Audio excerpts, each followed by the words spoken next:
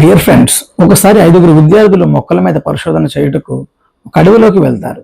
అయితే అనుకోకుండా వారిలో 3 తప్పిపోయి ఒక గ్రూపుగా ఏర్పడి అడవి మధ్యలోకి వెళ్ళి కోజాతి ప్రజలకు చిక్కుతారు. వారు వీరిని తాళ్లతో చెట్టుకు కట్టేసి కేకలు వేస్తుంటారు.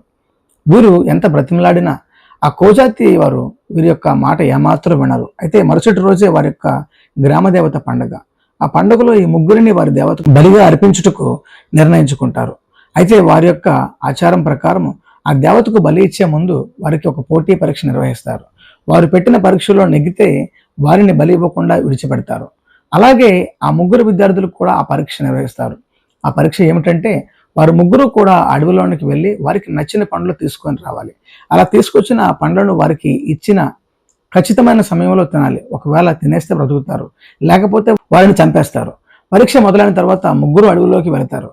వెళ్ళిన కొద్ది సమయానికి మొదటివాడు సంచి నిండా యాపిల్ పండ్లు పట్టుకొని వస్తాడు. తాను తెచ్చిన వాటిలో 20 పండ్లు బయటికి తీయమని ఆ యొక్క విద్యార్థితో చెప్తారు. తీసిన తర్వాత 20 యాపిల్ పండ్లను 20 నిమిషాల్లో తినాలి, అదే నీ పరీక్ష అని అంటారు. అతడు వాటిని ఆ సమయంలో తినడానికి ప్రయత్నించినప్పటికీ తినలేకపోవడం వలన వెంటనే బాణంతో కొట్టి చంపేస్తారు. ఆ తర్వాత రెండో వాడు బ్యాగ్ నిండా చెర్రీ పండ్లను తీసుకుని వస్తాడు. అతడికి కూడా తెచ్చిన వాటిలో 20 పండ్లు బయటికి తీయమని ఆ 20 పండ్లను కూడా 20 నిమిషాల్లో తినాలని పరీక్ష పెడతారు.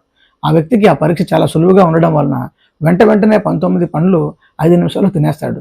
అయితే ఆ చివరి పండును తినకుండా బిగ్గరగా నవ్వుతూ సమయాన్ని వృధా చేస్తుంటాడు.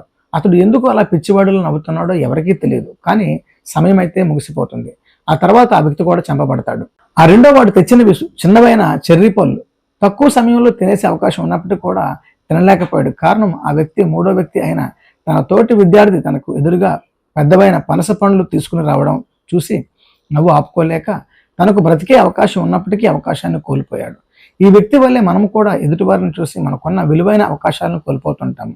తన గమ్యం చేరాలనుకున్నప్పుడు ఎప్పుడూ కూడా తన గమ్యం వైపు మాత్రమే చూడాలి, కానీ ఇటు అటు దిక్కులు చూడకూడదు. ఒకవేళ చూస్తే ఈ చెర్రీ పండ్లు తీసుకొచ్చిన ఆ విద్యార్థి వలె తనకున్న అమూల్యమైన అవకాశాన్ని కోల్పోవాల్సి వస్తుంది.